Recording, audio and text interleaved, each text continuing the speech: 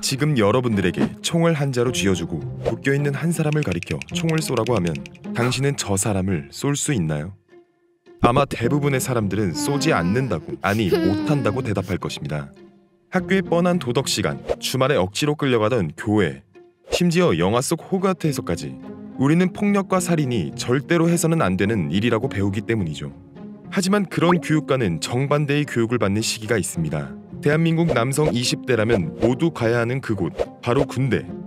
이상하게도 우리는 그곳에서만큼은 사람을 해치거나 죽일 수 있는 수많은 방법과 무기들의 사용법을 배우고 제대로 들어본 적은 없지만 적이라는 이름의 집단에게 적개심을 일으키는 정신교육을 받습니다. 실제로 북한의 군인을 본 적도 없고 그들에게 삶이나 가족 혹은 싸워야 하는 이유가 있을지도 모르는데 말이죠.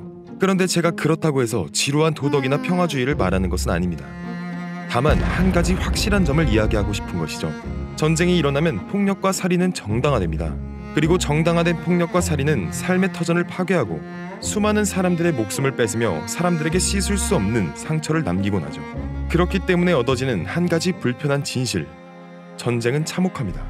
그런데 과연 전쟁에 참여하는 사람들은 그 사실을 몰랐을까요? 오늘은 구름이와 함께 전쟁의 기록 속 사람들의 죄책감을 찾아 떠나보시죠.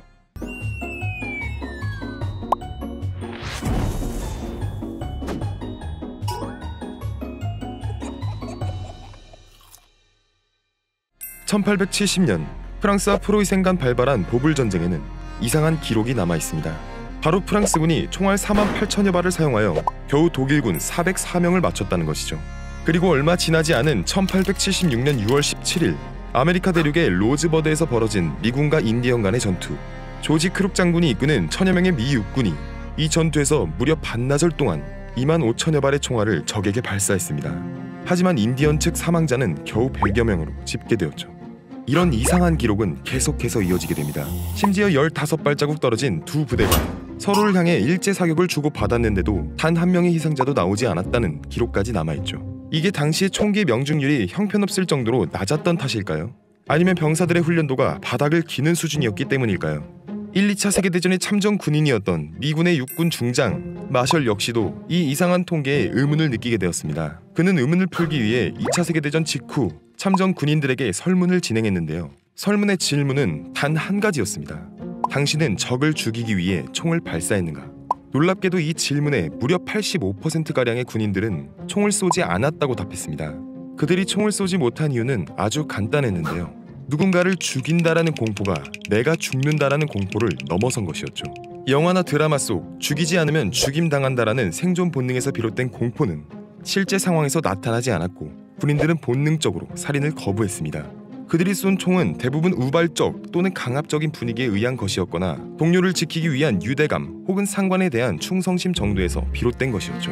그렇게 군인들은 대부분 상대를 죽인다는 죄책감을 절실하게 느끼고 있었습니다. 그렇다면 1차 세계대전 이후의 전쟁에서는 왜 그렇게 많은 사람들이 희생되어야 했을까요? 결과론적으로 이야기한다면 기술의 발전이 가장 큰 원인이었습니다. 진보된 기술은 더 적은 노력으로 더 큰 살상력을 가진 무기들을 만들어냈죠. 현대전에 가까워질수록 군인들은 소총으로 적을 쓰러뜨리는 것이 아니라 까마득한 높이에서 포탄을 떨어뜨리거나 강력한 화력의 포탄으로 일대를 날려버렸습니다. 개인 화기의 범주에서도 강력한 연사력을 가진 무기들은 더 이상 사람이 아니라 특정 구역을 향해 발사되었죠.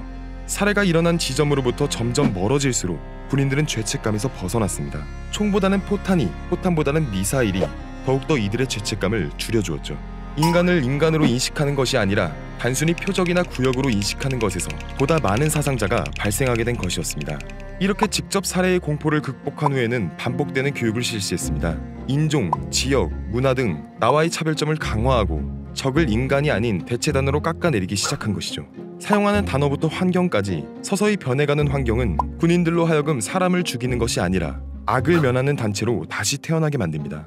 자, 첫 질문으로 돌아가서 조금 변형을 해볼까요? 이제 여러분들의 손앞에는 총이 아니라 버튼이 있습니다. 눈앞에는 아무도 보이지 않지만 버튼을 누르면 그 사람은 죽게 됩니다.